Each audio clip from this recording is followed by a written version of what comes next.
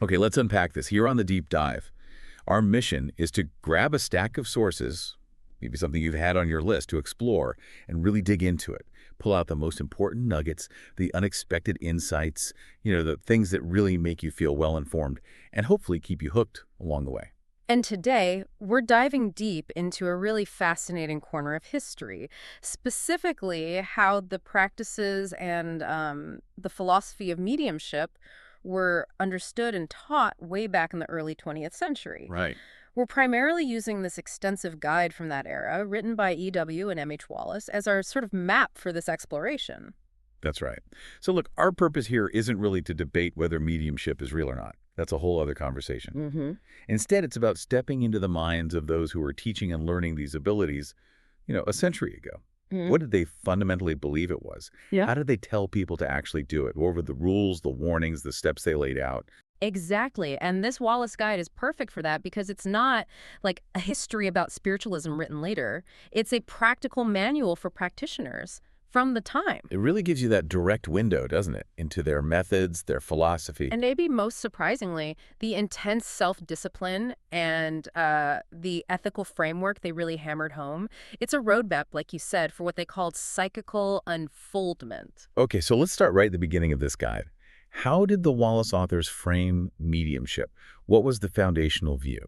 Well, one of the first things that really jumps out is that they elevate it way beyond just, a simple phenomenon or a demonstration. They actually describe mediumship as a sacred office. A sacred office. Wow. That's a much heavier term than you might expect. It really is, and they explicitly link it to something they see as profoundly important, psychical investigation.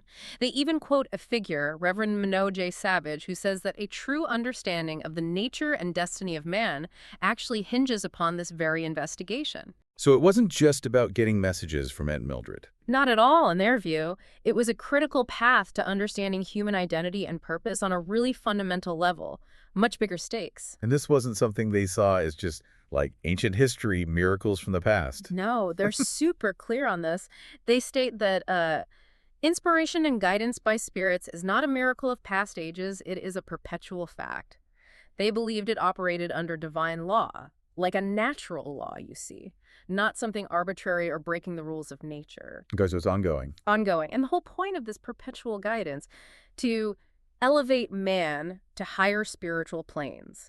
It's framed as part of this continuous process of human spiritual evolution. And to back this up, they really lean on historical examples, especially from the Bible. Oh, absolutely. They pull out examples like King David receiving the pattern of all that he had by the Spirit, in writing no less, and his son Solomon getting similar patterns. They mention Joseph practicing divination, Daniel being rewarded for his divinations. It all serves to ground their contemporary practices in what they saw as a long-respected tradition of receiving guidance from unseen sources. And they were careful about interpreting the language, too, like the word of the Lord. Right, exactly.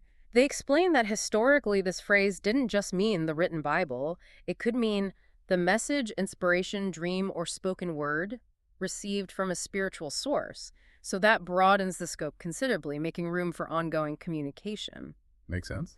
And they also point to figures like Samuel, Moses, Elias, even Jesus, who were reported to have manifested after death or acted as spirit guides. They reference the spirit of Jesus guiding Paul, for instance. It sounds like they were almost actively trying to bridge the gap for people maybe struggling with traditional faith versus, modern scientific doubts. Yeah, I think that's a big part of it. They quote Reverend H.R. Hawweis, who suggested spiritualism actually rehabilitated the Bible for people who found the miraculous parts hard to swallow. It offered a framework, maybe, to see those accounts as instances of natural, albeit rare, interaction between different planes of existence happening through sensitive people. And there's that deeply personal angle, too, isn't there? Even right at the start, that epigraph about communion with a daughter. Yes, absolutely. While they're framing it as this grand sacred office and important investigation, they don't lose sight of the profound personal comfort and connection it offered people who believed they could reach loved ones who had passed on. But even with this, like sacred framing, they bring in ethics right away. Very early, very clearly. They draw a sharp line. Mediumship, they stress, is not for the gratification of curiosity or for the purpose of money-making. Okay, so no trivial pursuits, no getting-rich-quick schemes. Definitely not. It has to be for serious use and within proper limits. That's a direct quote. They warn that using it just for vanity or pushing yourself so hard it harms your mind, nerves, or health. They call that a sin against oneself. A sin against oneself. That's strong language. It is, leading to physical and mental deterioration.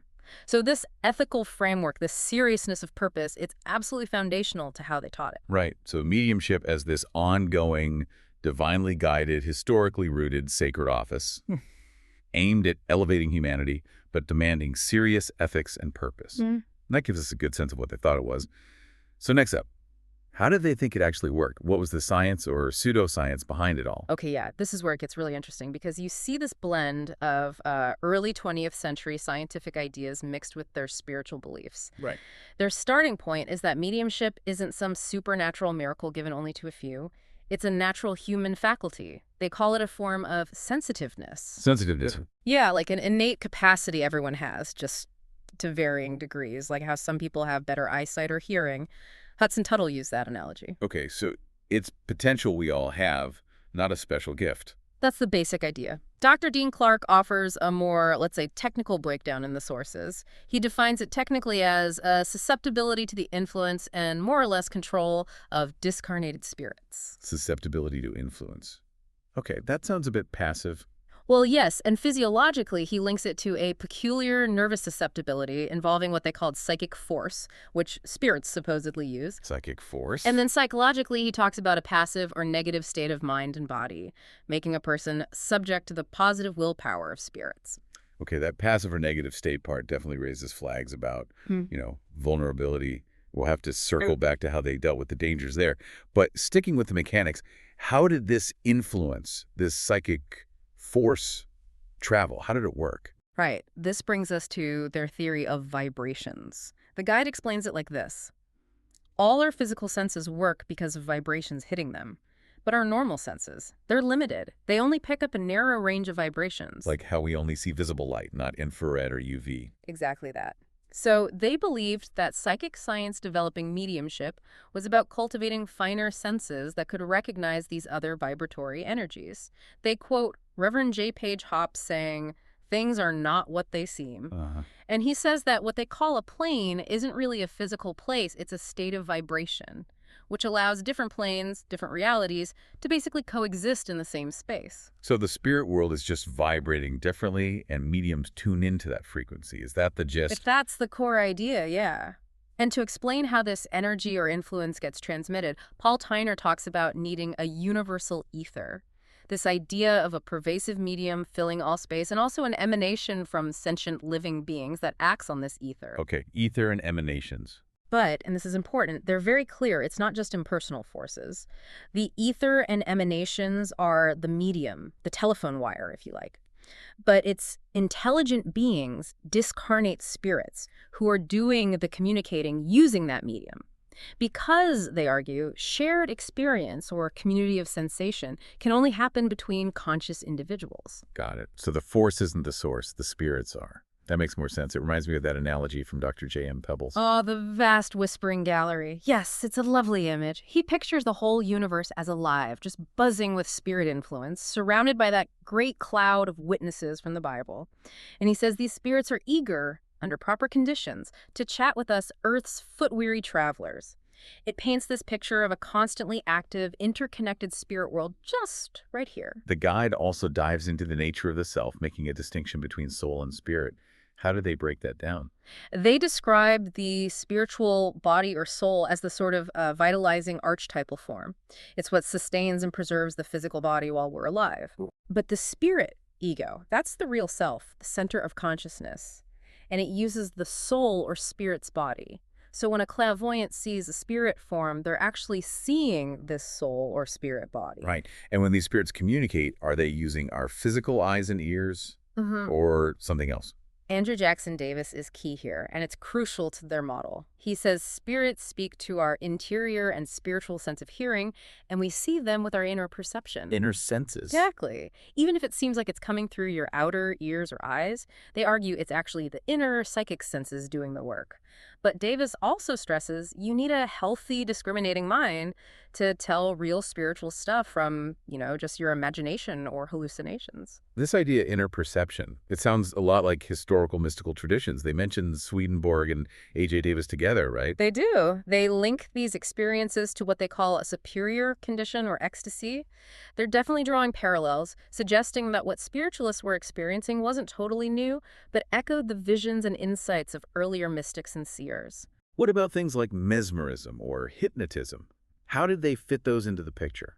They saw them as really relevant, kind of like related phenomena, or maybe even a stepping stone. Mesmerism showed that subtle influences were real and that some people were highly susceptible to external mental forces. Right. Now, there was debate back then whether it was all just suggestion or if there was a real vital psychic force or human magnetism involved. The spiritualist view generally leaned towards a real force being transmitted. And hypnotism. Hypnotism specifically demonstrated that you could induce this altered state of consciousness, this increased susceptibility. They saw that as paving the way to understand how spirits might influence a sensitive person. It basically validated the idea that mental phenomena weren't purely physical brain stuff. Okay, so we got this complex picture. Universal ether, vibration, psychic force, intelligent spirits interacting with humans through their inner senses. Given all that, how did they actually teach someone to develop this sensitiveness? What did the practice look like according to Wallis? Right. This is really the heart of the guide. And it's where they push back hard against a common misconception from the very early days of spiritualism. Back then, the advice was often just be passive, achieve self-effacement. Just sit there and empty your mind. That sounds simplistic. It does. And the Wallis authors strongly disagree. They hammer home that mediumship is a faculty that needs cultivation. It's not about being an empty cup. It's about actively moving from just being receptive to being docile, moving from apathy to aspiration. A medium, they insist, isn't supposed to be a mere irresponsible tool just used blindly by spirits. That's a really important distinction. Yeah. Okay, so what does this cultivation actually involve? What did they tell people to do? They lay out a pretty clear path. The absolute essential prerequisite, the foundation for getting into the right state, is concentration. Concentration. Okay, that's number one. Beyond that, it takes diligent study, proper training, careful observation, perseverance, and real determined effort. It's presented as quite demanding, actually. You have to devote time and energy to become a fit and proper instrument for what they saw as beneficial partnership with spirits. They call this psychical self-culture, right? And it sounds pretty holistic. Oh, absolutely holistic. It includes cultivating the physical body, the whole sound mind and a sound body idea. They talk about physical cleanliness, treating the body with respect as a real existence while we're here. Makes sense. And then cultivating the psychical nature means consciously learning to use those inner senses we talked about, to feel, see, hear, and understand with the soul's perception, becoming less focused on the outside world to heighten that inner awareness. And this is where willpower comes in, which feels almost like the opposite of being passive. It's the crucial counterbalance in their teaching. They define willpower as the soul's force concentrated and intelligently employed. And the key to using it, rely on yourself. That's the secret, they say. And like a muscle, it gets stronger with exercise. Why is developing a strong will so critical for a medium? They tie it directly to protection and staying in control. It's vital for resisting negative influences, for consciously closing up the psychic self against the intrusion of harmful influences, and for keeping your self-possession during communication. Right. Hudson Tuttle is quoted again with a really powerful line. No one can be psychologized unless he surrenders his will to another. And he adds that the well-poised, self-centered, virtuous soul runs but little risk of contamination. So your own will is basically your primary shield. That's exactly how they present it. They explicitly warn about crafty operators, both living humans and spirits, who use subtle influence and suggestion. They often target people who are sensitive, trusting, or maybe a bit weak-willed. So knowing about this danger and actively strengthening your own willpower is taught as fundamental psychic self-defense. It ensures the medium stays an instrument, not a puppet. They even include some very specific, almost mundane advice, like deep breathing. Yeah, deep breathing of pure air. It's recommended not just for physical health, but for spiritual stimulation and sustainment. They seem to think it helps connect the sensitive person to that psychical or ethereal atmosphere they believe filled the universe. It's kind of a bridge between the physical discipline and the energetic connection. And there's a strong emphasis on just general physical health running through it all. Totally foundational. Hudson Tuttle again. Perfect health is a primary element of moral excellence. They draw a really sharp line between the use and the abuse of mediumship. Abuse happens when you make excessive demands upon your energies, like having séances too often or for too long, sitting when you're already tired, being in discordant, stressful conditions.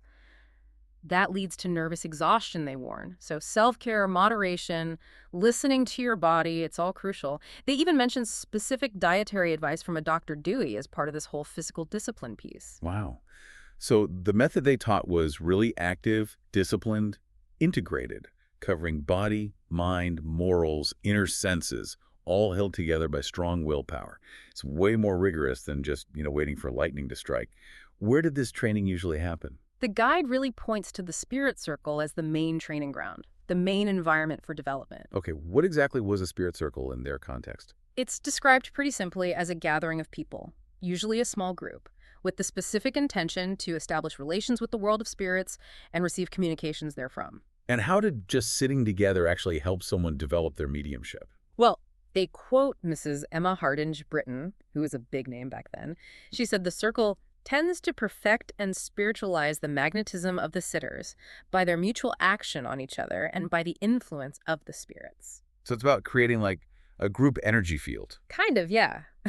A collective, harmonious, energetic field that makes it easier for spirits to communicate and also helps each person in the circle develop their own sensitivity. J.J. Morse gives a lot of very practical tips for these circles in the source. What sort of details did he get into? Oh, he's very specific.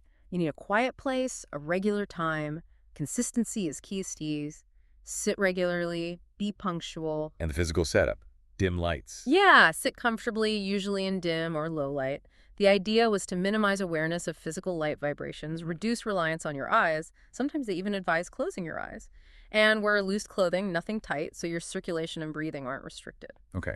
What about the mindset of the people in the circle? The sitters. That was seen as absolutely crucial. Sitters needed to cultivate a mental attitude of wanting receptivity, being responsive, open to thought influences, psychic emanations, maybe clairvoyant glimpses, a state of quiet expectancy almost. He also mentions trying the sitters, not just the spirits. What's that about? It means being discerning about who is in your circle, doing it tactfully, of course, but you need to identify people who might actually hinder the process. Like who? Well, he mentions psychic sponges, people who just seem to drain the energy from the room, or whose own strong expectations or desires overshadow any potential spirit influence. Also, cross-magnetisms. Any kind of antagonism or friction between members is bad news. Makes sense. And he strongly warns against having people who are sarcastic, just there out of idle curiosity, or who have selfish, mercenary, or impure motives. These attitudes, they believed, create conditions that attract or empower mischievous or even malicious spirits. So the whole, attracts like principle. Generally, yeah, that seems to be the idea. Although they do mention exceptions. Sometimes more developed spirit guides might bring troubled or undeveloped spirits to a really harmonious circle, specifically to get help or be taught. But for the development of a new medium, compatible, serious, well-intentioned sitters were seen as vital. What were the first signs of communication they looked for in these circles? Often, it started with simple physical phenomena. Table movements, tilting or rocking or raps were common starting points.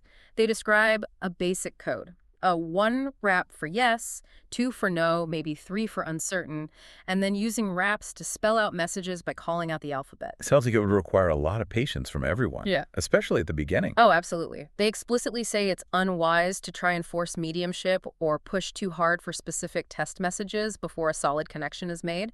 Eager questioning can actually mess things up. Right. They even suggest that a good failure, a sitting where nothing much happens, can still be educational if the sitters pay attention and try to figure out why the conditions weren't right. So a quiet, dedicated group, creating harmony, starting simple, being patient. Exactly. And recognizing that results will naturally vary. The conditions are super sensitive, depends on everyone's physical health, state of mind, mood, how well they get along. And mediums themselves, they note, have off days, periods when they're out of power and just don't feel connected. And I imagine distinguishing your own thoughts or feelings from a spirit's influence must be really tricky at first. They acknowledge that directly. It's hard, especially for a beginner, to tell the difference between their own spirit self being stimulated and the actual influence of an external spirit operator. They say it just takes patience and experience over time to develop that discernment. How long did they say it might take someone to develop these abilities in a circle? They're clear there's no set timeline. It depends massively on the individual, their natural sensitivity, their spiritual readiness, how willing and persistent they are, and of course, the quality of the circle and the spirits involved. The main advice for a novice is just give it time, give it attention, experiment patiently, don't rush, don't get anxious, don't be afraid. It's a gradual unfolding. Okay, so once this development starts clicking and communication or phenomena begin happening, what kinds of manifestations did the guide describe? And how did they teach mediums to handle the messages and influences coming through? The guide covers a pretty wide spectrum, everything from the simple physical things like table movements and wraps, right up to more complex stuff like spirit lights appearing, objects apparently passing through solid matter, Right. direct writing or voices seeming to come out of thin air, levitation, spirit photographs, and even full materialization of spirit forms. Materialization. That's a huge leap from table tipping. How did they explain the mechanics of that? How could spirits produce physical effects? Their explanation revolved around needing a bridge between the spirit realm and what they called grosser matter. And this bridge was usually built using the medium's magnetism, that psychic force again, or the combined force gathered from all the sitters in the circle. So the spirits borrow energy. That's the idea. They draw on this energy to be able to interact with and affect the physical world. They do mention that sometimes phenomena might happen without a living medium present, like in classic haunted house stories where earthbound spirits might appear. But generally, the living medium or circle provided the necessary energetic link. Okay, so once things started happening, the big question becomes, who is communicating? How did the guide tackle the identity issue? This was huge for them. They emphasized that while, spirit action cannot be denied by well-informed and impartial students, proving the identity of the spirit doing the communicating is absolutely crucial. A. Morton is cited on this. How did they suggest doing that? They valued test messages. Things like verifiable pieces of information that the sitters didn't know, but the deceased person would have known. That was seen as strong evidence. But they also included more subjective things like a subtle psychical relation, just an intuitive feeling, or those responsive heart stirrings you might get when a familiar presence is near. What about impersonation? Spirits pretending to be someone else. That seems like a massive potential problem. Oh yeah, it was definitely recognized as a real possibility. Spirits might claim to be your Uncle Joe or a long-lost friend or even someone famous like Napoleon or Shakespeare. So how did they advise handling that? The advice was, don't just blindly accept the name given. Judge the message itself. Does it have rationality and real worth? If a spirit claims to be some great historical figure, do they actually show intelligence or spiritual insight consistent with that person's reputation? Right. Makes sense. And if it's supposedly a friend or relative, those concrete tests of identity become really important. Ask for details only they would know. But even if the identity wasn't proven, did they still see value in the communication? From their perspective, yes. They felt it was still a step forward if the person asking the questions was forced to recognize, okay, these are discarnate spirit people, even if they couldn't be 100% sure which ones. The fundamental rule they kept repeating was, by their fruits you shall know them.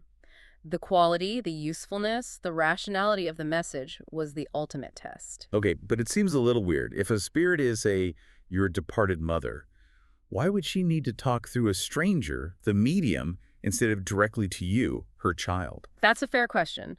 W.J. Colville, another writer they mentioned, addressed this exact point. He suggested that the grieving friend or family member might simply not be sensitive enough, not open enough themselves to perceive the spirit's presence, even if mom is right there trying to get through. So the person's own perceptions are too blunt. That's the word Colville used, yeah. Their perceptions might be blunter. So the medium, with their heightened sensitiveness, acts like an amplifier or a translator, making the spirit's presence or message perceptible to the person who couldn't otherwise sense it. The spirit's there, but the medium makes the connection possible.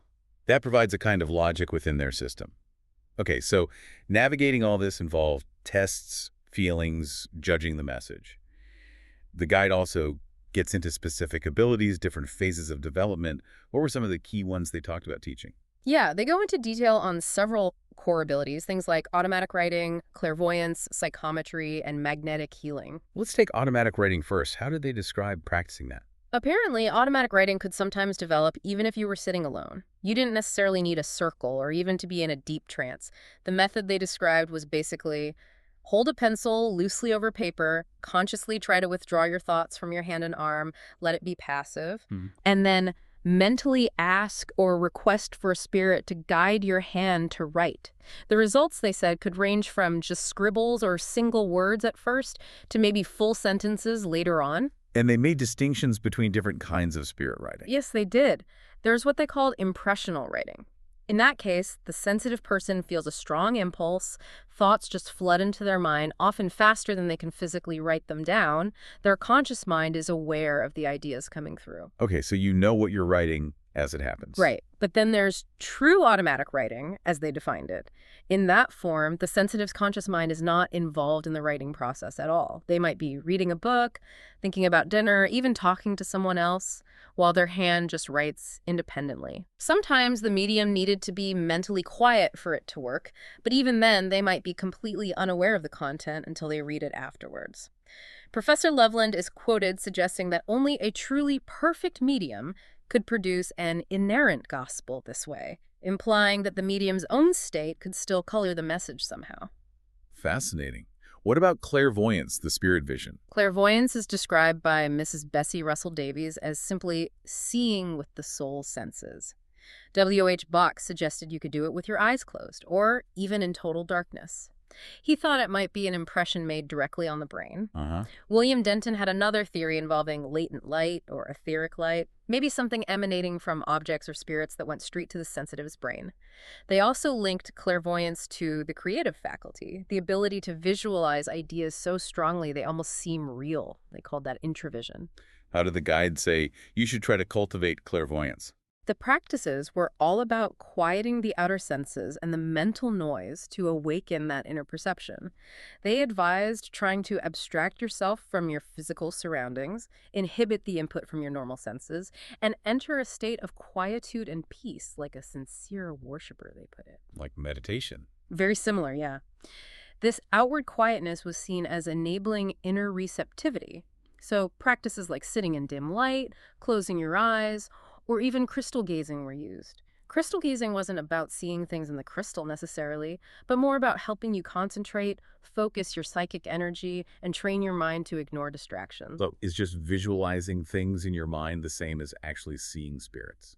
That's a really important distinction the guide makes. Visualizing is useful, it stimulates psychic activity, helps with that intravision, seeing your own thoughts or creative ideas clearly, but that's you originating the vision. Right. To actually see spirits or scenes from the spirit world independently of your own effort, they taught a different approach. Sit quietly, mentally request spirits to appear, and then just wait passively for appearances or scenes to unfold. This, they said, required opening your spirit eyes. And you test the identity by observing the spirit's unique features or mannerisms. Okay.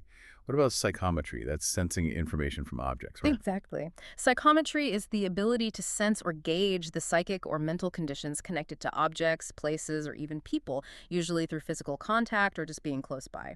They actually link it to what we call first impressions, suggesting those gut feelings are often psychical or intuitive hits. How do you develop that? By paying really close attention to your own subtle sensations and deliberately experimenting, like handling objects whose history you don't know and seeing what feelings or images come to mind.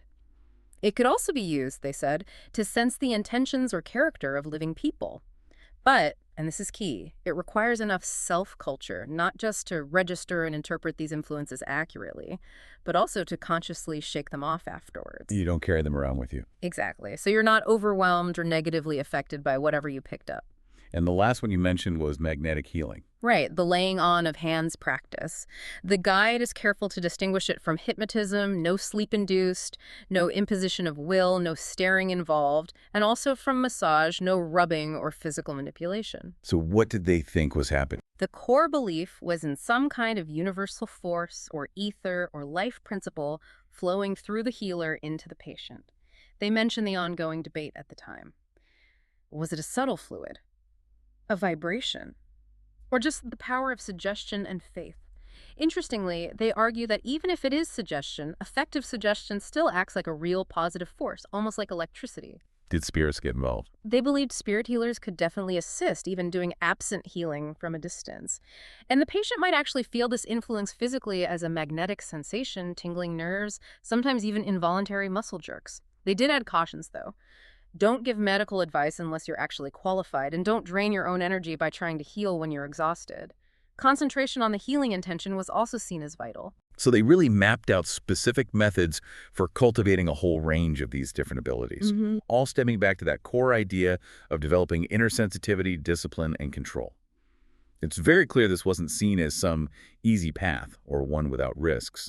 What were the main challenges and ethical pitfalls they warned people about? Yeah, the guide is definitely not all sunshine and roses. It's quite blunt about the difficulties and dangers. They repeat those ethical warnings constantly. Mediumship has to be for serious use and within proper limits, never for vanity or selfish reasons. Right. And pursuing it to the detriment of mind, nerves, or health, that's that sin against oneself again, leading to physical and mental breakdown, a really severe consequence in their worldview. And a major danger seemed to be about losing control or being tricked. Absolutely. They give very direct advice.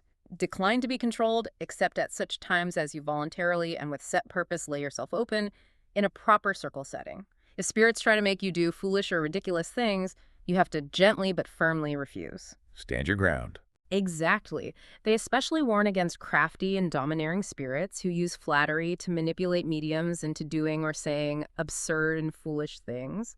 Maintaining your self-respect, your sense of justice, and not letting the desire for amazing phenomena or personal success override what's right.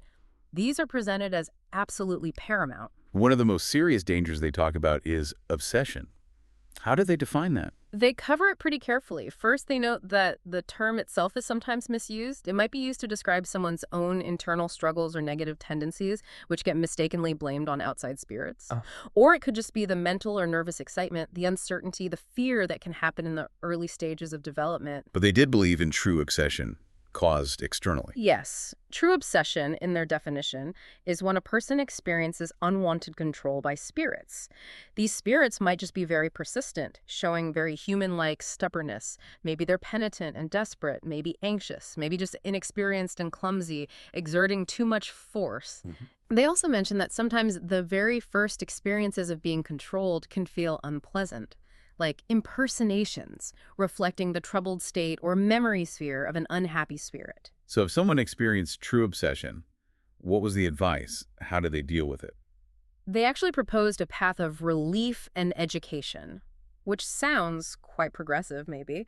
It could involve allowing a temporary, carefully managed surrender to the control, but only in the presence of experienced observers, so they could try to understand the spirit's purpose. And Then, trying to reason with the spirit, appealing to their better nature, their sympathy, and actually educating them on how they're producing the effects and how they could maybe cooperate more constructively. Interestingly, they note that many spirits who later became helpful guides actually started out as rough, overmastering, and apparently obsessing influences who were patiently educated and calmed down. But they definitely didn't recommend just inviting anyone in, right? Yeah. Oh, absolutely not. They strongly warn against indiscriminately inviting contact with dwellers on the threshold, their term for undeveloped or negative spirits. That's described as dangerous work, only suitable for the wisest and most experienced practitioners. But helping spirits was still seen as possible. Yes. They acknowledged a humane purpose in helping the fallen in this state of being, or teaching spirits who are brought to a circle by more advanced teaching spirits, but it required immense knowledge and discretion. The best protection, they taught, against attracting lower spirits or obsession was for the psychic person themselves to actively strive for a higher degree of lucidity, to elevate their own thoughts and aspirations, rising above the vibrational level, so to speak, of those haunting, vicious, earthly, or vindicative spirit people. So self-improvement is spiritual progress and psychic protection. Got it. What about the challenges faced by people who did this publicly? Public mediums. That sounds like a whole different ballgame. It really was. The guide is explicit. Public mediumship is not to be envied or lightly chosen. They actually describe it frequently as a martyrdom. Martyrdom. Wow. Why? Because public mediums face this intense barrage from all sides.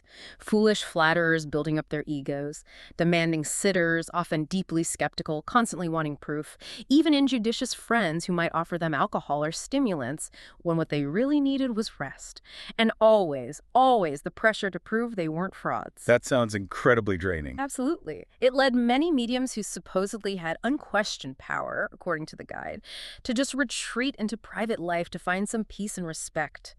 The authors are careful to say they are not excusing or palliating fraud, but they make a strong plea for fair and considerate treatment for genuine public mediums. What advice did they give to those public mediums? Patience, tact, kindliness. Don't get upset or annoyed by skepticism. Just calmly present whatever communication or phenomena you receive. Don't be afraid or ashamed to make mistakes, admit errors, rather than trying to hedge or force a description to fit someone's expectations.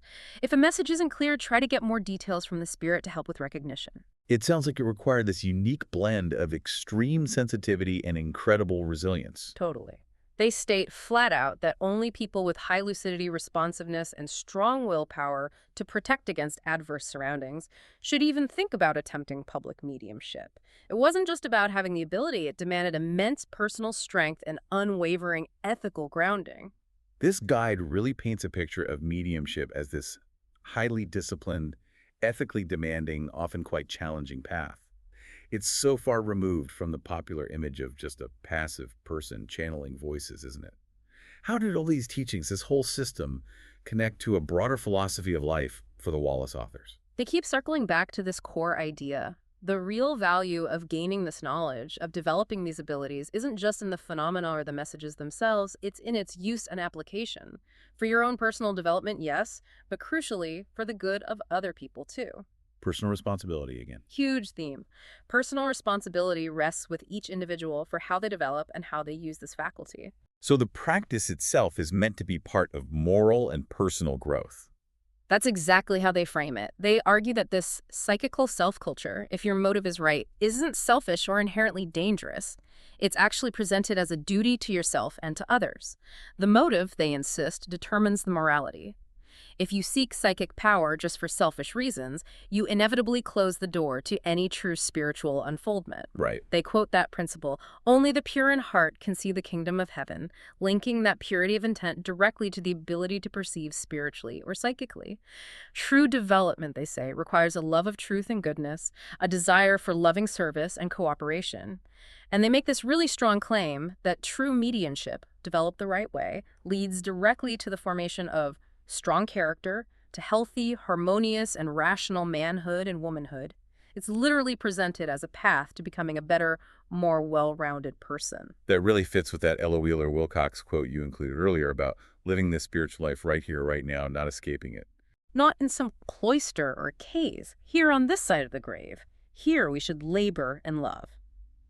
Yes, it totally underscores that the point isn't to check out of the world, but to live more fully and purposefully within it, applying these spiritual principles and maybe even your developed faculties in everyday life. They also suggest that this connection, this continual influx from the other side, isn't just limited to people labeled as mediums. Right. That's a fascinating point they make. They propose that many people, artists, teachers, writers, inventors, maybe just generally sensitive or intuitive people, are acting as instruments for inspirers from the spirit side, much more often than they consciously realize. So creativity, inspiration, sudden breakthroughs, they might see those as potentially having a spiritual source. Potentially, yes. Linked to this constant, subtle influx from the spirit world influencing receptive minds. And this ties into their whole concept of our innate spirituality, of self-realization. It absolutely does. They quote that spirit entity imperator speaking through M.A. Oxen saying, "Ye are gods, in that ye have a portion of that all-pervading, all-informing spirit."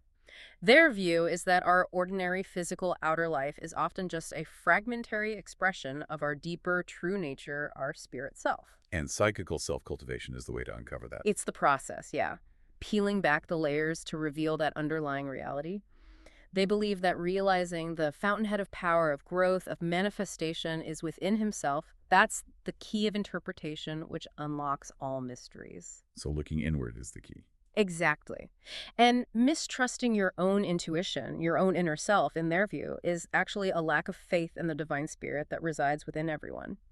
This deep intuitive knowing of our connection to the universal life, they argue, has always been the real core of spiritual understanding, hiding behind all the different historical creeds and rituals. So the path of mediumship, as the Wallis Guide lays it out so meticulously, it's fundamentally this journey of ethical self-work, self-discipline, self-realization, all set within this very specific model of reality where physical and spirit planes are tangled up together and interacting requires following certain natural, if subtle, laws. It's a really comprehensive system, isn't it? Yeah. It blends their philosophy, what they saw as science, intense personal discipline, a strong moral code, all aiming to, well, elevate the individual's consciousness and for them provide proof of life after death. Okay, to wrap up this deep dive then, the Wallis Guide gives us this really striking, detailed window into how mediumship was actually viewed and taught over a century ago. And it's clear it wasn't just about passively getting messages. It was framed as this sacred, natural human potential, but one that required rigorous ethical behavior, demanding self-discipline, physical, mental, spiritual, and a whole lot of patience, perseverance, and really careful practice, usually within that controlled setting of the spirit circle. That blend of the philosophical, the high ideals, and the really practical, almost mundane instructions, breathe deeply, sit in dim light, it's quite unique. And that strong, constant emphasis on personal responsibility, Yeah. on discernment, on developing your willpower, maintaining your autonomy, it really pushes back hard against that common image of mediums as just passive vessels or, easily manipulated. Yeah, they were taught to be active partners in the process, responsible for their own development and their own safety. It completely reframes that popular image, doesn't it? It really does. So here's a final thought for you, our listeners, to maybe chew on, drawing from this deep dive into the Wallis Guide. If we just, entertain their perspective for a moment, that sensitivity to unseen influences and energies is a natural human faculty, varying degree, like they believed. What aspects of our own modern lives often very fast-paced, very externally focused, might be inadvertently shutting down or limiting our own potential for that psychical unfoldment? And what might we discover? What hidden aspects of ourselves or our connection to the world might we begin to reveal if we were to consciously apply some of those principles they advocated, like concentration, self-discipline, ethical intention, and deliberately trying to cultivate our inner perception? That's definitely some food for thought.